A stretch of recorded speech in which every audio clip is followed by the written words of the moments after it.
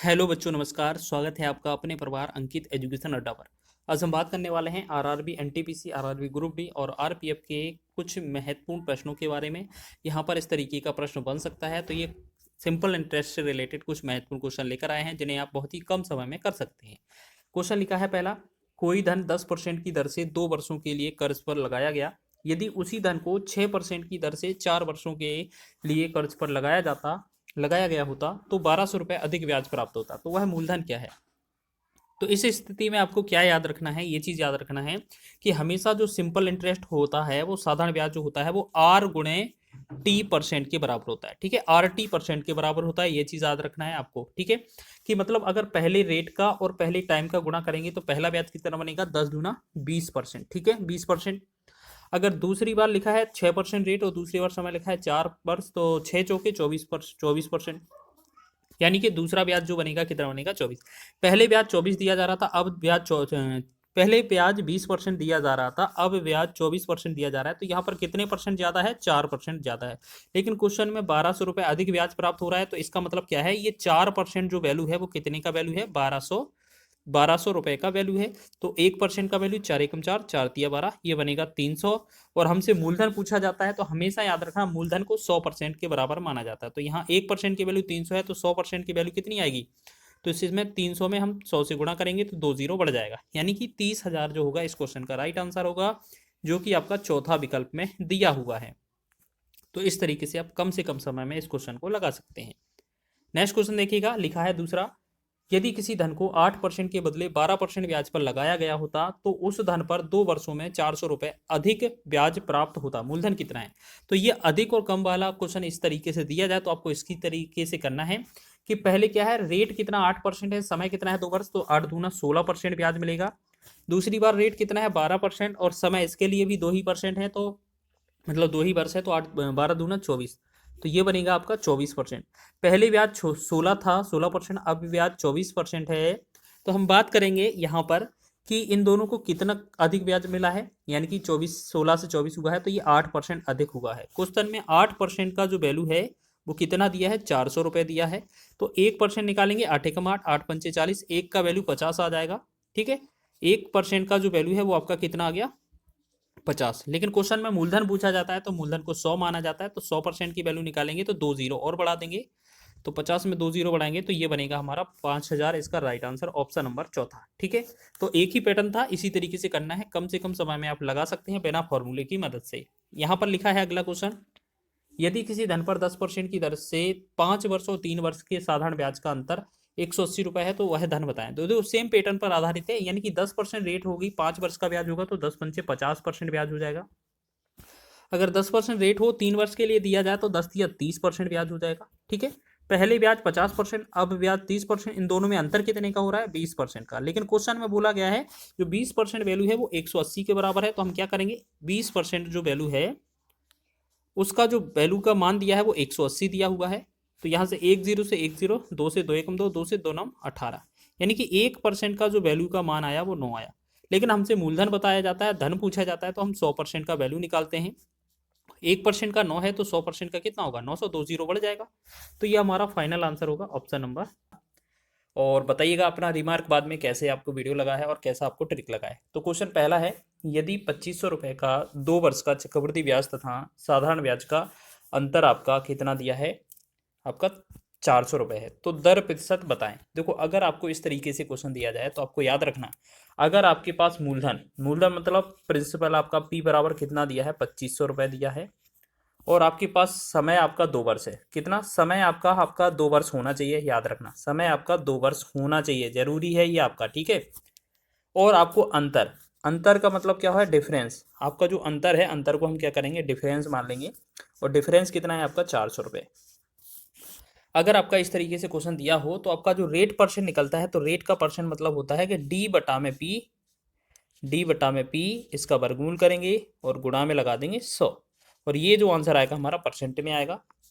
D का मतलब क्या है? अंतर। डिफरेंस कितने का है? 400 का, 400 लिखेंगे, बटा में मूलधन, मूलधन कितना है? 2500 रुपये, पी 2500 लिखेंगे, इसका वर्गमूल कर देंगे और गुणा में लगा देंगे 100। ठीक है, अब देखिएगा 400 का वर्गमूल 20 बनेगा। ठीक है, बटा में 2500 का वर्गमूल आपका 50 रहेगा और गुणे में आपका 100 रहेगा, ठीक है ना। तो 50 का एक बार, 50 का दो गुना, 50 दूना 100 और 20 का दो में गुणा करेंगे तो फाइनली जो हमारा बनकर आ रहा होगा 20 दूना 40%। 40% इस क्वेश्चन का राइट आंसर होगा, पहला ही विकल्प सही हो जाएगा। ठीक है, समझ रहे हैं। क्वेश्चन बहुत ही आसान है, बस आपको तरीका लगाना है। इस तरीके से अगर बनाएंगे तो कम से कम समय में बन जाएगा आपका। ये तो आपको बताने में समय लगा है, बाकी अगर हमें लगाना होता तो हम ये वाला प्रोसेस कभी नहीं लिखते। ठीक है, आपको ये अभी क्या है, प्रैक्टिस करेंगे जब तक आपको लिखना है, उसके बाद ये लिखना बंद कर देना है। ठीक है, 2 वर्ष का ये क्वेश्चन पूछा जाएगा, ये 2 ही वर्ष पर आता है इस तरीके का प्रश्न। तो याद रखना, ये वाली चीज जो हम एक्स्ट्रा लिखते हैं ना, ये चीज आपको मन में सोचना है और डायरेक्ट सॉल्यूशन करना है, जिससे आपका समय बचेगा। चलिए नेक्स्ट क्वेश्चन की ओर बढ़े। यदि 1000 रुपए का 2 वर्ष का चक्रवृद्धि ब्याज तथा साधारण ब्याज का अंतर 625 रुपए है तो दर प्रतिशत बताएं। देखिए क्वेश्चन सेम है, अभी हमने आपको बताया था कि इस तरीके का प्रश्न पूछा जाता, तो अब सीधा आर बराबर क्या लिखते हैं, अंडरवुड डी, अंडरवुड क्या करेंगे, डी लिखेंगे बटा में पी और गुणा में 100 लगाएंगे और जाके इसके बाद परसेंट लगा देंगे, हमारा आंसर बनेगा। तो अंतर अंतर कितना है आपका, 625 का है और मूलधन आपका कितना है, 10,000 रुपये है। ठीक है, और इसका वर्गमूल करना है और गुणा में 100 लगा देना है। तो अब एक बात बताएं, 625 का जो वर्गमूल है वो 25 बनेगा और 10,000 का वर्गमूल आपका 100 रहेगा। गुणा में आपको 100 लगाना है, परसेंट लगाना है, 100 से 100 पूरा कट जाएगा। तो फाइनली जो हमारा आंसर बनेगा 25% इस क्वेश्चन का राइट आंसर होगा, जो कि आपका दूसरा विकल्प सही है। समझ रहे हैं, क्वेश्चन बहुत आसान है, अगर आप इस तरीके से बनाएंगे तो एक ही बार में आपका आंसर हो जाएगा। आगे बढ़ेंगे नेक्स्ट क्वेश्चन की ओर। चलिए देखेंगे नेक्स्ट क्वेश्चन। तो किसी धन पर एक निश्चित दर से 2 वर्ष का साधारण ब्याज 800 रुपये तथा 2 वर्ष का चक्रवृद्धि ब्याज 820 रुपये हो तो ब्याज की वार्षिक दर क्या है। देखिएगा, अगर आपका इस तरीके से क्वेश्चन, अभी क्या है आपके पास मूलधन दिया जाता था, तो अब आपके पास मूलधन नहीं है, तो आपको याद रखना है क्वेश्चन में आपका 2 वर्ष का सीआई होना चाहिए, एसआई होना चाहिए। तो आपको क्या करना है, आपका एसआई कितना है, एसआई आपका दिया है 800 रुपये और सीआई कितना है आपका 820 रुपये। तो पहला तो काम क्या है, आपको इनका अंतर निकालना है। ठीक है, इनका अंतर जो होगा वो आपका 20 होगा। रेट निकालने के लिए पहला कंडीशन क्या है, रेट निकाल रहे हैं इस बार हम। ठीक है, तो क्वेश्चन में दर पूछा है तो अंतर निकाल लिया हमने, तो अंतर को लिखना है आपको ऊपर, बटा में क्या करना है, जो 2 वर्ष का एसआई है 800, अगर 1 वर्ष का आपसे पूछा जाता साधारण ब्याज जो एसआई है वो कितना होता। अगर 2 वर्ष का एसआई है, सिंपल इंटरेस्ट 800 है, तो 1 वर्ष का एसआई कितना होगा 400। आप तो ये तो जानते ही होंगे, आज सेम सेम होता है, आधा हो जाता है। तो 1 वर्ष का एसआई हमें लिखना है नीचे और गुणा में लगा देना है 100। ठीक है, आपको ये चीज़ क्या है, नोट करके रखना है कि 1 वर्ष का एसआई कितना होगा, आधा हो जाएगा। तो ये चीज़ कर दिया, बस इसको सॉल्व करेंगे, आंसर हो जाएगा। डबल जीरो से 2 जीरो कट गया, 4 एकम 4, 4 से 4 पंचे 20। तो कहने का अर्थ क्या है, 5% जो होगा इस क्वेश्चन का राइट आंसर होगा, ऑप्शन नंबर दूसरा विकल्प सही हो जाएगा हमारा। तो इसी प्रकार हम आगे बढ़ेंगे अगले क्वेश्चन की ओर। यहाँ लिखा है किसी धन पर 2 वर्ष का चक्रवृद्धि ब्याज 440 रुपये तथा साधारण ब्याज 400 रुपये है, वह धन क्या है। देखिए क्वेश्चन बहुत ही आसान है, हमने क्या बोला आपको, पहले ऐसा ही देखना है कितना लिखा है 400 रुपये, क्योंकि यहाँ पर पहले नहीं ना लिखकर बाद में लिख दिया गया है एसआई। दूसरा आपको सीआई लिखना है, तो सीआई आपका कितना है 440 रुपये। ठीक है, अब हमने बोला था इन दोनों का अंतर चाहिए आपको, तो अंतर क्या करेंगे, कितना आएगा 40। अब देखिए आपसे रेट नहीं पूछा है, अगर रेट पूछा जाता तो पिछला वाला प्रोसेस लग जाता, लेकिन इस बार मूलधन पूछा है। तो मूलधन निकालने के लिए क्या है, आपको पी बराबर आपको क्या करना है, जो 2 वर्ष का एसआई है यहाँ पर आपको 1 वर्ष का एसआई निकालना है। 1 वर्ष का एसआई कितना बनेगा आप देखिएगा, अगर 2 वर्ष में 400 है तो 1 वर्ष में आपका 200 रहेगा एसआई। ठीक है, ये चीज़ आपको क्या है नोट कर लेना है, ये चीज़ आपको समझना है।